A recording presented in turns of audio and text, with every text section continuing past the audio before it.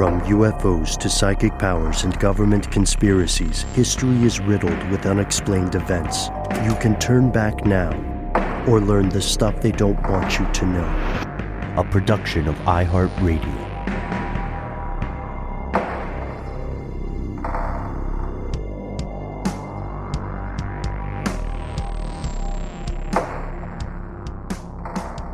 Hello, welcome back to the show. My name is Matt. My name is Noel. They call me Ben. We're joined, as always, with our super producer, Dylan, the Tennessee pal, Fagan. Most importantly, you are here. That makes this the stuff they don't want you to know.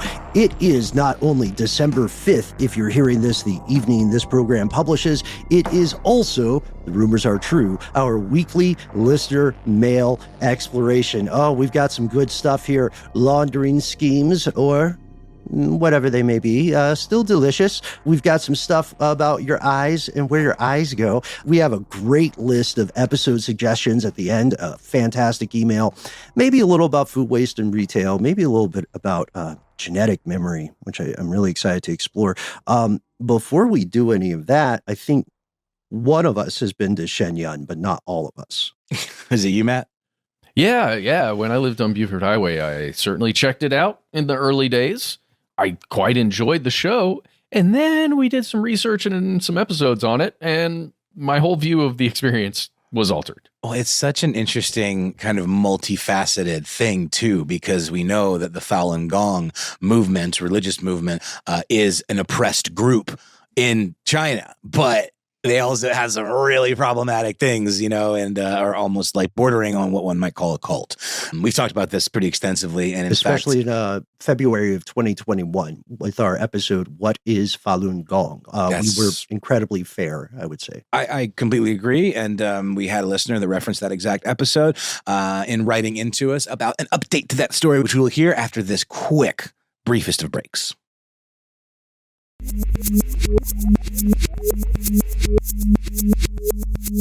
And we've returned with a message from Call Me Winter Juniper. Almost 3 years ago, says Winter Juniper, y'all did an episode about Shen Yun and Falun Gong. There's an interesting update in that they are now being sued for human trafficking. Could this be them finally getting accountability? Well, Winter Juniper, we'll talk about just that. There's a fabulous piece in the New York Times. It was published on November 25th, just a couple of days before we record today, by Nicole Hong and Michael Rothfeld. The headline is, Ex-dancer accuses Shen Yun of forced labor and trafficking in lawsuit. The former performer, who was recruited to join Shen Yun at age 13, said the prominent dance group coerced children into making money for it. The dancer in question is Cheng Chun Ko. A 68-page lawsuit was filed in federal district court in White Plains, New York, where she described Shen Yun as a forced labor enterprise, employing exploitative tactics to recruit underage dancers, using threats, public shaming, and other coercive tactics in order to generate hundreds of millions of dollars in revenue, the article says. Just a quick quote here. Ms. Chang said she was recruited from Taiwan to join Shen Yun as a dancer at age 13 in 2009. She performed with the group until she left in 2020 when she was 24. Ms. Chang sued under a federal law that allows victims of forced labor to sue their traffickers. The lawsuit actually comes on the heels of another New York Times revelation that Shen Yun's performers had been working under pretty significantly abusive conditions for many years. Miss Chang among the children who were subjected to these conditions. The New York State Department of Labor has an open inquiry into the company's labor practices, including its use of child performers. The company itself actually claims that the children were not forced to join the group, that they were volunteers, and that these labor practices do not apply to them. Some of the tactics named in the lawsuit included confiscating passports, cutting the children off from outside media, publicly shaming and denouncing them as Chinese government spies if they dared to question the group's practices, and also subjecting those who went against these rules to public critique sessions. Mm-hmm. The organization itself, Shen Yun, which again is a kind of offshoot of the Falun Gong movement in China, which is sort of a separatist group that themselves are subjected often to othering practices by the CCP, which we will get into in a little bit, claim that these labor practices do not apply to these children because they are, in fact, volunteers and that they have the option to leave anytime they want. The Times piece had this to say: many children arrive at Shen Yun's headquarters, known as Dragon Springs, with little ability to speak English and no network in the United States. After being separated from their families, they are plunged into a, quote, system of coercion and control that extends to nearly every aspect of the dancers' lives. Shen Yun is registered as a nonprofit. However, as we mentioned, it is incredibly for-profit, it would seem. I don't quite understand sometimes how these nonprofits do tend to evolve or devolve into being money-making operations. These recruits, as they're referred to in the lawsuit and in the New York Times piece, they originate typically at what is called the Phi Tian Academy of the Arts, which is a boarding school inside that Dragon Springs compound, or Dragon Springs. Yeah, I guess the compound is probably the right way to put it, which then feeds into a college of the same name, also on the same campus, the Phi Tian College. The schools, though, however, seem to provide very little in the form of actual education. And it's really just a way for dancers to be subjected to very excruciating and long hours of training and rehearsals for the show itself. The lawsuit calls this an ongoing supply of forced child labor to Shen Yun without attracting scrutiny. This is the operation of these schools, what they're intended to do. The education is indoctrination. That's right. There's for the teachings of the leader, Li Hongxi. That's exactly correct. Representatives of Shen Yun and Falun Gong didn't respond to the New York Times request for comment. However, they have denied these very allegations of this type, saying that labor laws do not apply to their underage performers because they are students who tour with Shen Yun as a learning opportunity and not employees. Loophole much? And that every student participates voluntarily. Sure thing. Yeah.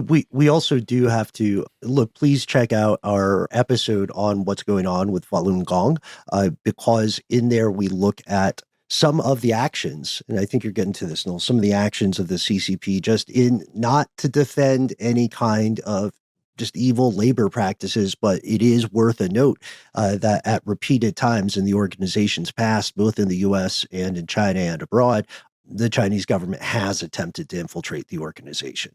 No question about it. And I think this is actually a perfect opportunity to jump to a piece from Vision Times, which is a news organization I was not super familiar with. And I was maybe a little concerned that there was a slight agenda here in the reporting, but it did appear to be based in the United States and to be a source of uncovering issues in Chinese propaganda and how those efforts can kind of proliferate out into the wider world. The piece is by Alina Wong, a native New Yorker with a bachelor's degree in corporate communications from Baruch College, who writes about human rights, politics, tech, and society. Headline being Inside the CCP's Propaganda Machine, How Beijing Fuels Disinformation Against Falun Gong and Shen Yun. And just to quote a little bit from here to kind of give you the sense, at the heart of this campaign lies a network of state-owned pawns and foreign-facing propaganda efforts, including the Beijing Dance Academy, BDA, and China's Ministry of State Security, MSS, as they leverage their influence and resources to spread falsehoods both within and beyond China's borders. The BDA is a state-owned art institute that has been directly linked to CCP propaganda efforts for many years. Ostensibly an educational institution, the BDA actually operates as an arm of the regime's broader ideological machinery behind closed doors. Just to wrap up, according to research by the Falun Dafa Information Center, the Academy's leadership is almost entirely composed of CCP members, with many holding dual roles both within the school and the party committee. The center had this to say: foreign universities, dance programs, and journalists need to be aware of what they are engaging with when dealing with the BDA, noting that the Academy intentionally downplays its party connections and its English language training brochures and materials. So it's a tricky thing to parse because, like you said, Ben, Falun Gong is a separatist group. They are subjected to a lot of retaliatory actions by the CCP. And even if they don't see themselves as separatists, their teachings are seen as a security concern to the domestic government of China. So like you said, Noel, it can be incredibly frustrating, difficult to parse through what is and is not true, especially when you look at the heavy accusations Falun Gong, the organization, or Falun Dafa as it's also called, have levied against the government of China. That's right. And I think there are clearly bad actors on both sides here, no question, especially as we've seen some of these exposés about some of the what clearly would be considered child labor, misconduct on the part of Falun Gong and its kind of outreach organization. That's sort of the idea, right? Shen Yun is a classical Chinese dance company, and they do have this mission to kind of revive, Matt, I'd be interested to hear what the show is like, but the idea is to revive China's traditional cultures and to spread the sort of history of more ancient Chinese traditions, out into the wider world. Yeah, it's storytelling, right? It's storytelling very widely, trying to get a new vision of what people think about when they think China in their head, right? Because that's one of the things we talked about on this show. You have associations with like a country, a person, a concept, and all these things. And you've got this little mind cloud that gets accessed every time you think about one of those things. It's a very different picture than you get in the show, at least what you see in the news. So I think that's what this thing is. That's what Shen Yun is meant to be. I don't know. That's my thoughts. I agree with you there, because what we're seeing is, you could call it, the more cynical people would call it, a psychological operation, not just entertainment, but propaganda disguised as entertainment. Right. And a lot of entertainment is propaganda disguised as entertainment. Of course so let's be careful where we're throwing those stones, 100%. fellas. I will note, though, that the idea, one thing you say that stands out here, Matt, is maybe an abbreviated way to think about this is a narrative war. We are attempting to redirect narrative, right? We're attempting to tell the story that the way we would prefer to be told. And the fact that it's so popular in the wider world outside of Beijing, is a red flag for the powers that be. They don't like that. They don't want that narrative to spread. They're all about information control. They have a long reach too. That's right. There's no getting around that. I think we talked about the huge Academy of the Arts they have in New York. It's like, it's not upstate New York, but it's, it's 2 hours north of the Newark airport, let's say, like if you're just thinking about where this place is, or Northwest. But it's called the Feixian, I think, or I don't know how to say it, FEI-TIAN, Academy of the Arts. That's right. We were talking about that. That's part of, that's a wing of they've got that's where the New York Times article accuses Falun Gong of beginning its recruitment process for these underage, these minors. That's where they isolate and indoctrinate. That's right. So it's a 2-hour drive from the airport when you bring people in, right? You get them to this place, and if you look at it on the map, I'm in satellite maps mode, thinking about the Pokemon Go story we just did. Yeah, right. Sure. If you look at that compound, it is not, it doesn't even look like a college campus. It looks like a huge compound. Yeah. And I can imagine, if you are taking people's passports, you are isolating them, you don't have to do much to isolate them if you got them there, because it is in kind of the middle of nowhere, New York. Oh, it's got big Scientology vibes. It's got big gold base vibes. Oh, yeah. I mean, it just occurred to me when you were describing it, Matt, as a way of isolating people. And we know that the Scientology likes to do that as well. If I think it's gold base is the one that's in Florida, right? Isn't that Is gold base the one that officially had the residence, right? Where he was going to come back and live? Or something like that. I can't remember. There's so many bases that they've got. Gold Base is the headquarters. I think you're sometimes going to hear it called Golden Era Productions International Base also. Oh, Gold Base is in California. It's in San Jacinto. There's another big, massive compound in Florida where they basically own That's the town that they took over. That's right. 100%. Is that Clearwater? Clearwater. Thank you. But it does have, it just has it smacks of that cultish, kind of indoctrination factory vibe, where when you have these young people who are coming into the country, they don't have any connections outside of this organization. They can't speak English. It is rife for this level of control and indoctrination. So I hope there's no feeling that we are trying to justify any of this. That we know it was just an opportunity to talk about how the CCP sees Falun Gong as an enemy of the state practically. And there are bad things going on in both camps. It'd also be interesting in a very disturbing way to see whether the signals toward mass deportation are going to apply to Falun Gong membership. Dude, just because again, they're in a very dicey legal place. So if you are hearing this, if you have experience with that organization, please be safe. Oh, for sure. Quick side note, guys, just when I was thinking about L. Ron Hubbard again in that Scientology place where he will return, there was some little splinter in my mind that is in some of the teachings that we've read about. There's a place called St. Hill Manor in Sussex, West Sussex, I think, out in the UK. L. Ron Hubbard owned this like mansion, a manor, right? And that's supposedly where he will return if and when L. Ron Hubbard's spirit returns. I look forward to that day, Matt. Don't call it a comeback. No, he's been here for years, hanging around in the wings. Guys, I don't know. I think this might be something to explore further. Maybe both sides of what we're talking about here, the CCP angle and the separatist Falun Gong movement. It has been 3 years since we did cover this, so there might be something worth a bit of an update. I'm not sure. We might have covered it here, but thank you so much to Winter Juniper for writing in and hipping us to this update to what was already a very fraught and fascinating topic. Why don't we take a quick break, hear a word from our sponsor, and then come back with more messages from you.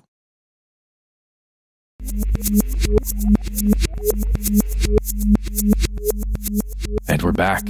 And we're turning to the phone lines. Let's hear a message from Chef Donnie, who I attempted to call back several times, y'all, because I wanted to get more information on this, but we don't have it for this episode. If we find out more, we'll let you know in the future. Because there's a lot of questions I'm assuming that we want to ask him after we hear this message. Johnny kept hanging up because he thought, again, this happens quite frequently, y'all. Johnny thought when we called back from the number that it was just some spammer, right? Because it is like our number starts with an 8, so it looks like an 800 number. It was not. It was just me sitting in my house trying to call you.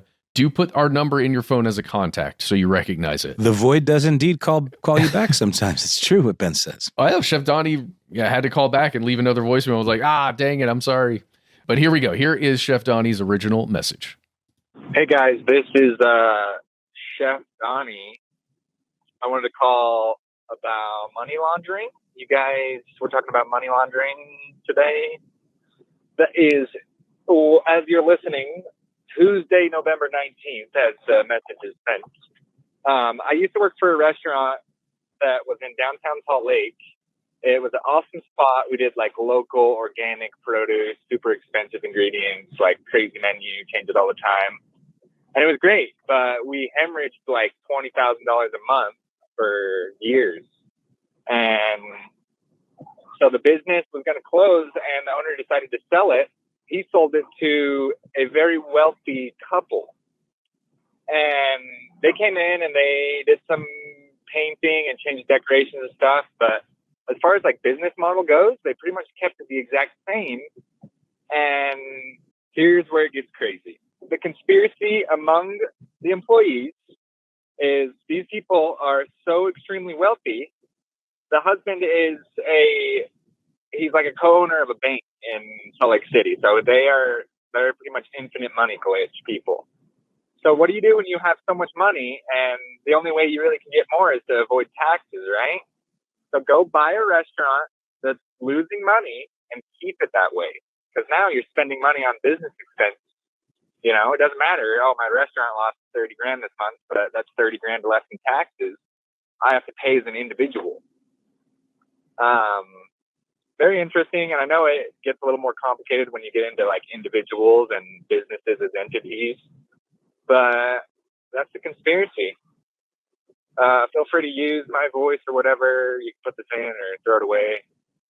At least respond. I love you guys. All right. Bye. Oh, we love you too, Chef Donnie.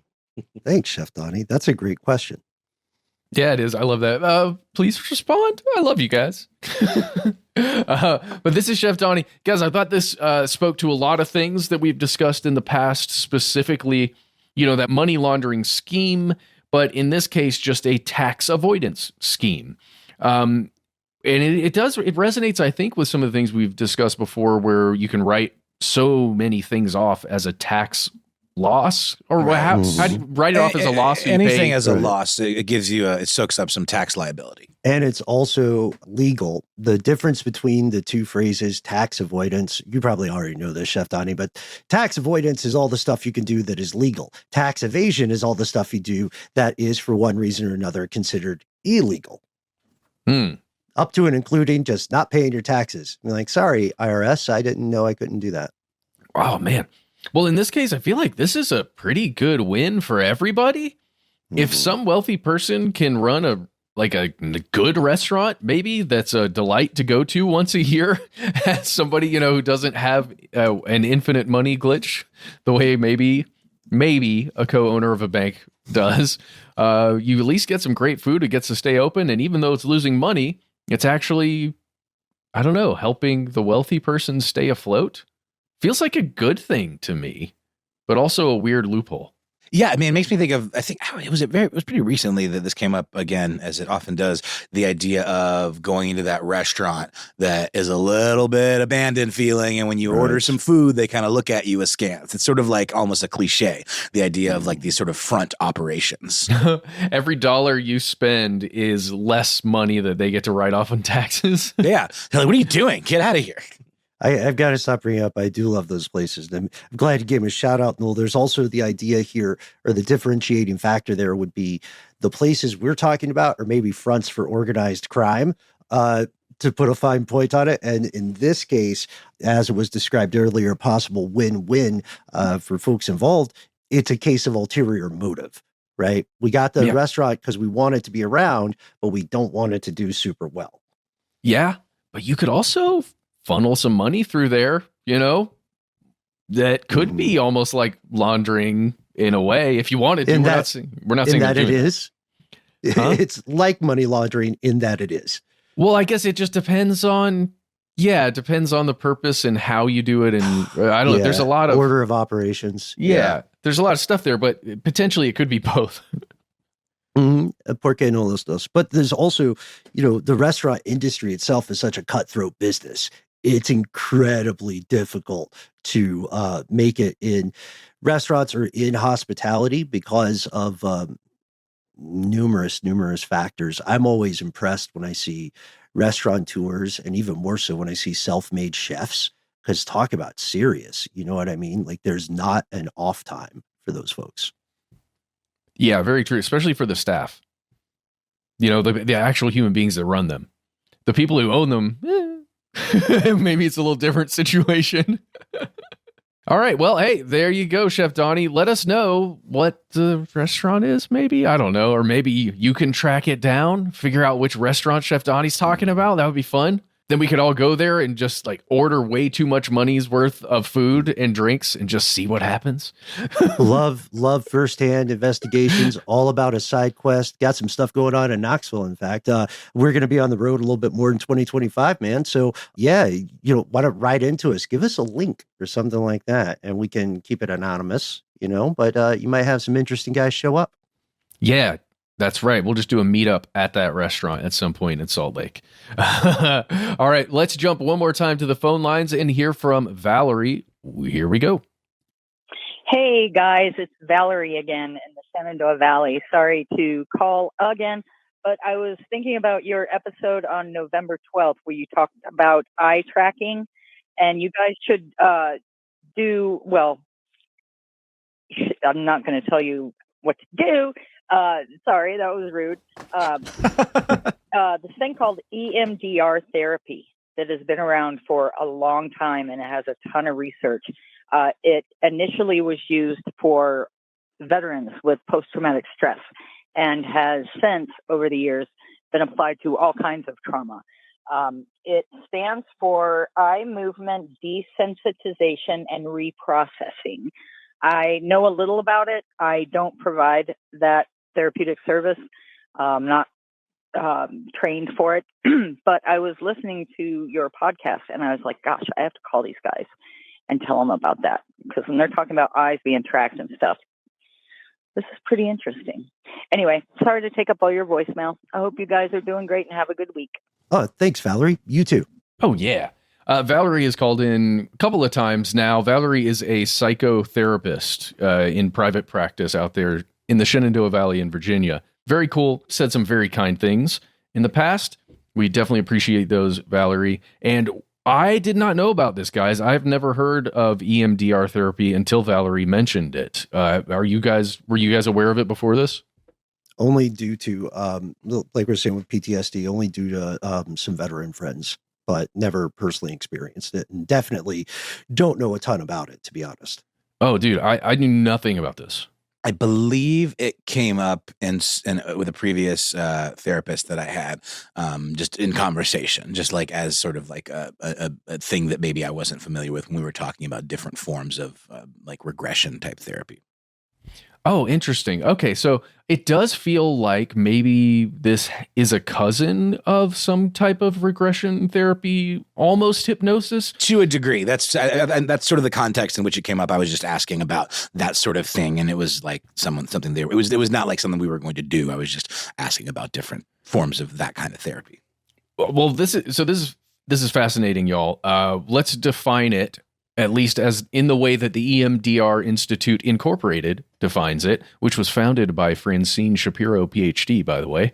And you can go to their website and find this if you want, emdr.com.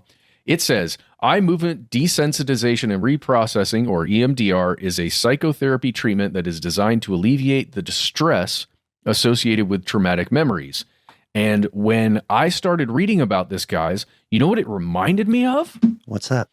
The scene in Get Out and the technique in the film Get Out, where the teacup is moved around and you focus on the teacup and specifically the sound of the teacup while you are simultaneously remembering something that is traumatic to you, a moment in your life. Sure. Now, in this case, I don't think the point is to send you into the deep place or whatever the term they use. The sunken place. But it does feel as though it is meant to take your mind to a different place and create other associations with a specific traumatic thing that has happened to you. On that website, they give the example of someone who has experienced sexual assault, so that basically you are shown an image in one part of like your vision that is associated directly with your traumatic memory. Then you are meant to track your eyes away from that image and focus on other things, stuff that's more positive, stuff that's more inner-facing, right? Or when I say that, not interfacing, but inner-facing. Looking inward. Exactly. Introspective. And then changes that, the feeling that you have and the associations you have with this specific thing, more to about empowerment, self-determination, and those kinds of things, rather than the scary thing that you experienced in the past. I don't know. It seems pretty interesting, and I kind of want to check this thing out. Yeah, give it a try, right? It's fascinating too, because we know that the human mind is something the human mind still itself doesn't understand. Right. And often people have to endeavor to explore various different kinds of therapeutic treatment before they find something that really clicks with them. So this is also somewhat of a PSA from non-medical professionals. If you are in therapy or you're addressing some sort of thing going on in your past, present, or your life, and the first foray out doesn't quite do it for you, don't get discouraged. There are multiple resources and solutions out there. And if this is helping anyone, then I say it's worthwhile, Well, can I just say that I had a therapist for almost an entire year who I thought was pretty good until I decided to try something else after this person went on hiatus for a while. And after finding somebody new, I kind of realized that the person I had before wasn't very good, at least for me at all. And I would never have really known that unless I had tried something different. So don't feel like you're stuck or you owe it to this person to stick with them for the long haul if you feel like there's more that you could be doing. for yourself. Wow. Dude, there's stuff in here that almost feels like in the moment ASMR things, like taps, tones that are played to change associations, specific eye movements, like instructions for eye movements while you are thinking about a negative thought. Oh, man. Definitely check this out if you're interested in this stuff or you are experiencing post-traumatic stress disorder. This definitely seems interesting. We don't know anything about it other than what we're reading and, what we've been told, but it definitely seems like a fascinating, at least something to attempt. I'm looking into clinical trials, and it seems like there's a pretty good track record of those since dating back to 1989. So there's definitely some efficacious sand to it. Oh, yeah. All right. Well, hey, that's it. Thank you so much, Valerie. Thank you so much, Chef Donnie. We'll be right back with more messages from you after some messages from the ad folks.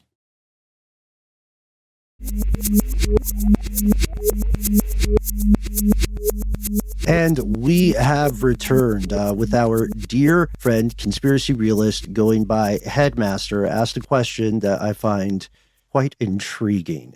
Here we go. I did not turn back. Oh, hey, it's Headmaster again. You could use my voice if you wish.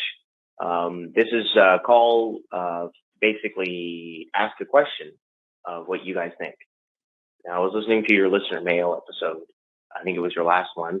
As of the airing date, it is November 26th, 2024. I am calling you at 20:48 hours. So that's 8:48 p.m. I just wanted to say, or ask you guys, do you think genetic memory is a thing? And the reason why I'm asking is because in your cold open to your listener mail episode, you were discussing cats being afraid of cucumbers. Well, no one told cats to be afraid of cucumbers. They instinctively know or think that it's a predator. So if they instinctively know that it's a predator, how did that instinct get there? And is instinct a form of genetic memory? I don't know if you guys are going to answer that. I don't know if anyone can answer that. I tried Googling it and I got a whole bunch of weird responses. So thought I'd kick it up to you guys and see what you guys came up with. Anyway, I'll let you guys go. Ciao for now. Thank you so much, Headmaster. Oh, I love that example because it takes us in so many fascinating directions. You probably hear me muttering Heath Ledger style from The Dark Knight on some of that stuff. But yeah, I'll always love to hear response to a listener mail segment because this might inform an episode on the concept of not just genetic memory, but epigenetics, going somewhere with this. You guys ever heard the idea that newborns instinctively know how to swim? Well, I learned that from the cover of the seminal 1990s Nirvana album, Nevermind. Ah, yes. Yeah. There is a great deal of controversy about this. On the sci-fi level, the furthest extension of it, genetic memory would be the argument that you could, by nature of your lineage, your biology and your genetic structure, have specific memories, right? That you could be born or rot into the world and know exactly where the best pizza is in Salt Lake City. And you would know it from cradle to grave. That has not been proven to exist. But a lot of people like the idea of this, of genetic memory. And unfortunately, at different times, this somewhat Lamarckian concept has been weaponized, has been used to justify very terrible things, right? Like eugenics and so on. To step back there, the idea of Lamarckian evolution is a pre-existing theory before Darwinism, where you would call it spontaneous generation. We have a couple episodes on Ridiculous History about this. The idea that if you have a bunch of grain in a barrel and you leave it alone for long enough, then rats will just happen. The grain will create the rats. And it sounds, a little bit simplified now with the benefit of retrospect, but the fact of the matter is that people took that as leading scientific theory for a long time. We get to other things with genetic memory. Before we continue, first, I have to ask you guys in full disclosure, do you have any specific genetic memories? Well, yeah, It's And hard. you always knew. It's You always hard. knew. Like, because, the idea of remembering being a baby is also controversial, Sure. like what some people claim they remember being born and things like that, to which many would roll their eyes a bit and say, I don't know about that. That sounds very wish fulfillment-y kind of, I don't know. I mean, and I love the question that the listener posed about, is this the same as instinct? Because this all kind of goes back into like the products of evolution. I mean, you could argue that evolutionary traits are a form of genetic memory because, a particular type of species evolves because a thing happens to it over and over and over again to the point where it changes it.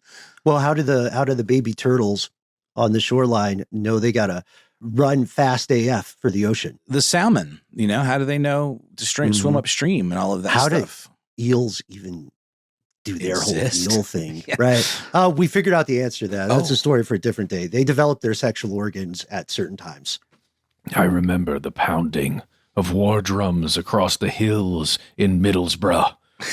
Yeah, No, bro. I'm just joking. No, I'm just joking. I don't. It's hard to answer that question though, Ben. I think is what I'm getting at because Yeah. it's like it's not a memory per se as much as it is just like an innate thing. A tableau, a sensation, an influence toward a certain set of actions. vibe. Yeah. Yeah. And, when this gets us into arguments that are a little more spiritual and philosophical, the idea of reincarnation. I mean, I've said it before on the show, so I'll say it again. I do have a couple memories I can't explain. I don't think that's necessarily supernatural. I just, I've been around a while and a lot of stuff has happened. Right. But then there's also the idea that, and we need to emphasize this, Headmaster. The idea of inherited or genetic memory is partially difficult to really understand because memory is so treacherous. You are the least reliable eyewitness of your past because every time you remember something, what you're doing neurologically is encountering the last time you remembered it. And so like a copy of a copy, sometimes things shift, which goes back to the idea of therapeutic intervention, which can change some of those associations for good or for ill, hopefully for good. That's why you write everything down, take copious notes on everything you do and every interaction, and make recordings of all of it so you can go back in time and use your AI interface in 5 years from now. I'm just joking. But it is actually that this concept that Ben is describing there, it is the reason that I take notes on literally everything now, because I am nervous that I misremember things, because we know that we do. So like, it's why doctors writing notes is so important, y'all. Mm-hmm. And in defense of doctors, sometimes, they don't deserve that aspersion about having uniformly bad handwriting. Sometimes they're writing in Latin, guys. Yeah, or shorthand. It's not always someone else's fault. So this is, I love that we're bringing this up because you can go check out our 2022 episode, How to Change People's Memories. That will be of interest if you haven't heard it yet, Headmaster. You can also check out Your Brain on Love and a couple of other pretty kick-ass video series we did about this concept. But that's the context of the concept. One of the best questions to answer with regard to genetic memory is language. There have been previous experiments in evenings past to raise human children without any outside intervention. And Noel, you remember this one, to see if they naturally spoke a language. Was it the language of God?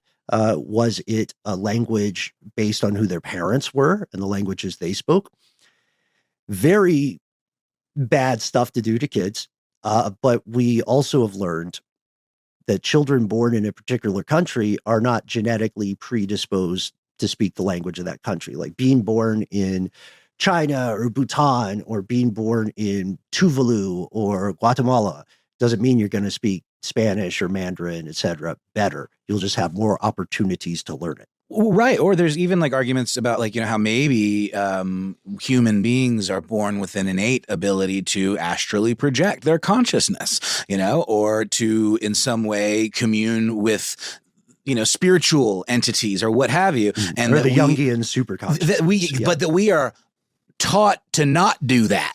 Right. because it's not reinforced, and we're not in a society that accepts that that's a thing. There are studies into that kind of stuff, that maybe there are innate parts of our brain that are capable of such things, but they're sort of shut down by the environments that we find ourselves in.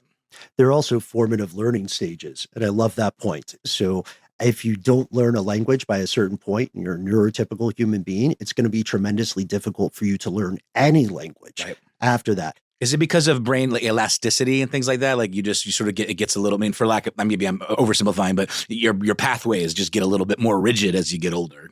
Partially, it also seems that there are optimal times to learn some stuff, right? In what we would call these various formative stages.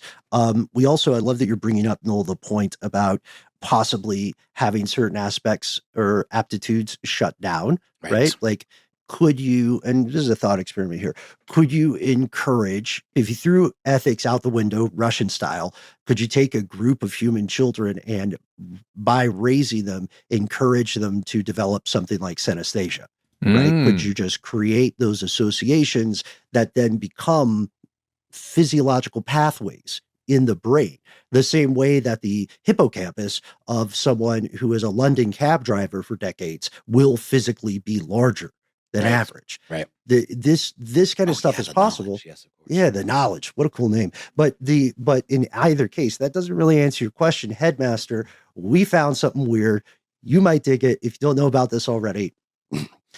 Epigenetics and the sins and experiences of the past carrying over from generation to generation. This is possibly the closest thing we have to something like genetic memory. Back in 2013, you guys, there was a study with a super sexy name, Parental Olfactory Experience Influences Behavior and Neural Structure in Subsequent Generations. So shout out to Brian Diaz and Carrie Ressler. What they found was this, and they didn't do humans that we know of, but they trained mice to fear a specific smell, to just lose their stuff. This is torturous for the mice. These are innocent mice too. These are not like war criminal rodents. These are not the Kissingers of Nim or anything like that. But they are trained through various behavioral methods to freak the F out when they encounter this smell, this olfactory stimulus. And what the researchers found is that later, when they allowed, or I guess forced, those mice to breed, their children, the subsequent generation, without any intervention, would have that same deep-rooted primal fear of that smell. Whoa. Was it like cool water or something? It was Drakkar Noir. I knew it. Well, but so many of those things are defense mechanisms, that are, again, I'm sorry if I'm combining these concepts incorrectly, but it just feels like evolutionary to me, that the things that stick around are the most beneficial to the individuals who are members of a species or whatever. That's mind-blowing that occurred. That study occurred and it worked, right? And putting that memory into an offspring. I want to give a counterpoint to the cat's cucumber thing, because I don't know if maybe this person is just wrong that I'm reading about, but I always get confused with these things because it feels right to me. Cats react to those cucumbers because they think it's some kind of predator behind them, right? Yeah. If it had been a snake, it would have bit it. And they remember. Or they're just startled. This is the thing. Is it one or the other? Is it both? But cats are hard to startle, though. They're so cool and collect. No, okay. Well, maybe. Listen. This is Dr. Pamela Perry from the Cornell Feline Health Center, behavioralist specialist. She says in an article you can find on vet.cornell.edu, quote, "Cats don't have a natural fear of snakes. In fact, a lot of them hunt snakes. Right. Of course they do. Yeah, cats have different personalities. It might be the fearful ones," she's speaking about these videos, "it might be the fearful ones are most likely to react to the appearance of a novel object behind them that was not there a minute earlier." So is it the appearance of something that is, all of a sudden unexpected, there? Like Ben was just saying, or is it a snake? And how the heck, who's going to put a bunch of money behind testing that and to figure out if cats actually are fearful of a thing that appears to be a potential predator behind them? Yeah, it's a good question. And I'd like to I think that can apply across different organisms. The reason to take it to the mice, the reason this is so fascinating is because, one, the best way to encode memory in a lot of mammals is smell. That's why Proust wrote Taste of Things Remembered. It's all about how he eats a Madeleine dipped in, I think, tea or something like that. Delightful. And then he's like, here's a novel that definitely I will not allow to be edited. Because it goes on. Anyway, if you want to learn more about the mice experiment, please check out, if you don't want to pony up for the paper, which is solid research, check out Smithsonian. Rachel Newer, N-U-W-E-R, wrote a great article about this, great primer from 2013. And do we know what the smell was? Like that could be intriguing to me. Like, is it a fully novel smell that they would never encounter kind of thing? Yes. Yeah, you're anticipating. This is what we're getting to. The smell is acetophenone. A-C-E-T-O-P-H-E-N-O-N-E. I do not know exactly what that smells like. Yeah. We know it's used in resins and different fragrances, so it's something you could get your hands on. But if we're looking at this idea, I think we would need to first off say it's not sulfurous. It's not what you think is a bad smell. It's actually like cherry blossoms. Whoa. Okay. That's what throws my whole perspective kind of into disarray. Like, where is the self-preservation aspect of this? Because the idea is that these baby mice who first they inculcated the males with this smell of a thing that's kind of like cherry blossoms. It's like we had cherry blossoms at home. And then they took the sperm from those males, artificially inseminated female mice. So the baby mice never met their father. Why is this important? Not because it's like a sad Fievel story or anything, but because it shows us they were not imprinted by watching the behavior of the parent that had been exposed. Yeah. So it's pretty strange because they had a control group, and not only did the mice kiddos, I'm trying not to anthropomorphize, but I can't help it. We brought up An American Tale. Not only did the mice kiddos who had not been exposed, not only were they less afraid of the smell, but the kids who did come from the scared daddios had more physical acetophenone smell receptors. They were physiologically different. That's the claim. Now, what does this mean? How much can you scope in on that kind of intergenerational information transfer, if memory is too sticky a phrase? We don't know yet. We haven't gotten to epigenetics, but epigenetics, which we've talked about in the past, is a related idea here. Headmaster, it's the concept that environmental influences can affect how genes are expressed. And usually it's associated with negative ones, right? At least that's how I've times seen it. of starvation and such. Yeah. Mm-hmm. Yeah. Or there's even talk about people who survived the Holocaust or who were immediately close to 9/11 and a bunch of other like traumatic experiences, then passed some of the traumatic response genes down there. And it raises serious questions about oppression too. Every society has some group of people or multiple groups rather who've been oppressed. If you want to learn, it makes like is you got to wonder too, like is something like racism, can that be epigenetic? You know, like it's a fear of an other that your body just tells you is wrong. And that's why certain cultures get historically a bad rap beyond, I don't have any reason to dislike Jewish people or whatever it is, but yet something within an individual might scream out that there's a problem. Yeah, that's interesting because that's a slightly different aspect. So we know racism is taught. I agree, of course. I'm just wondering, if there's more of an innate. We know that racism probably does have these deleterious effects in terms of people's health, because if you are experiencing the real life PTSD of functioning in a society that is always out to get you or treat you as less than, then that may influence things that happen when you're children, maybe into certain medical conditions. The research still isn't there, but we know epigenetics is real. If you want to learn more about it, check out the New York Times article from 2018 by Carl Zimmer, It's not the first time we've quoted your work, Carl. Welcome back. He talks about studies done on genes in Dutch populations, people who starved in the Dutch famine of 1944 to 45. The kids of these children and the folks who survived the famine and the privation, they had markedly different health outcomes, like dying at higher rates, higher likelihood of having certain diseases. That is, I would argue, that may not be a conscious memory, but that is a lot like a genetic memory. Does that sound fair? I think so. Whoa. I don't know how else to think about it. Guys, you can buy acetophenone, however you say it, on this website called Scentspiracy for 12 pounds. It's 12 milliliters for 12 pounds, but they're sold out.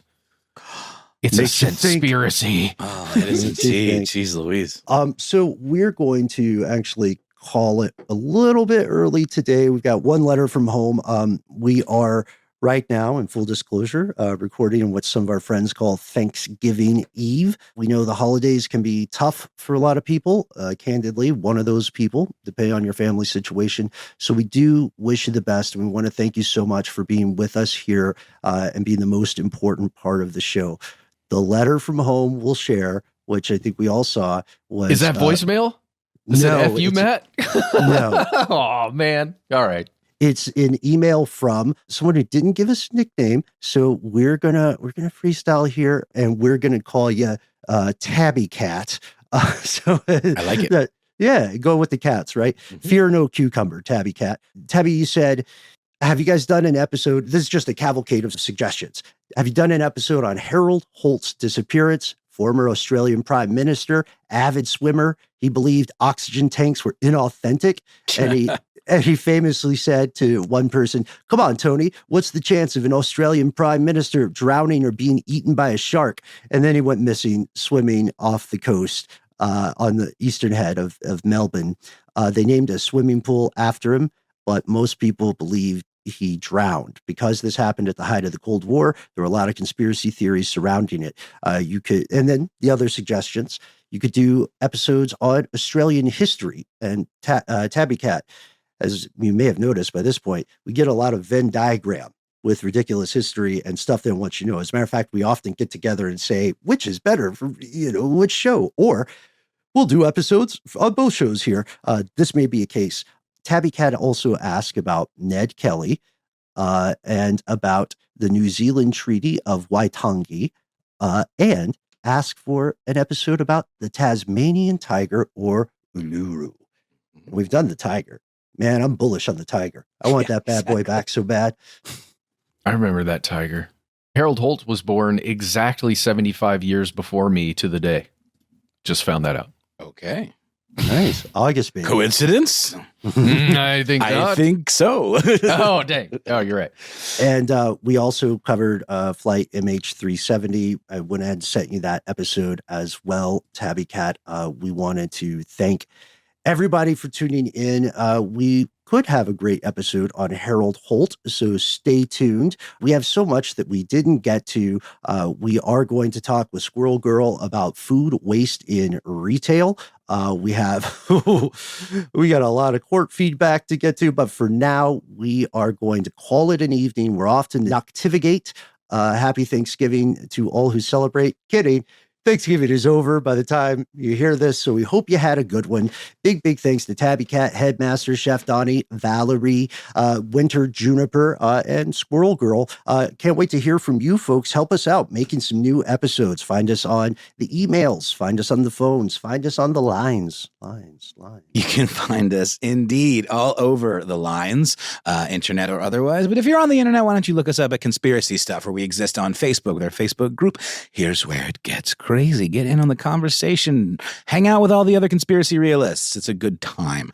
You can also find us that handle on X, FKA, nay, Twitter, and on YouTube, where we have video content galore for your perusing enjoyment. On Instagram and TikTok, however, we are Conspiracy Stuff, a show. We do have a phone number. If you want to be like, oh, I don't know, Valerie or Chef Donnie, why not call 1-833-STDWYTK? Before you call it, make it a contact in your phone, so if it calls you back, you won't be weirded out. Call it whatever you want. Conspiraboys, conspiracy stuff, whatever. Just name it something so you know who it is. When you do call in, give yourself a cool nickname and let us know if we can use your name and message on one of these listener mail episodes. And hey, if you've got more to say than can fit in 3 minutes, why not instead send us a good old-fashioned email? We are the entities that love hearing from you. Just pop us a line, give us the links, give us the photos. We can all see it. We can all respond. And this is something that always makes our day. We get some of the most fascinating letters. And the next one is probably from you. Remember, any email you send us might not just inform a segment, but may inform an episode. And if you want us to give you a cool nickname, just write in. Or if you just want to write a letter from home and let us know how stuff is going, we can't wait for you to join us out here in the dark. Conspiracy at iHeartRadio.com.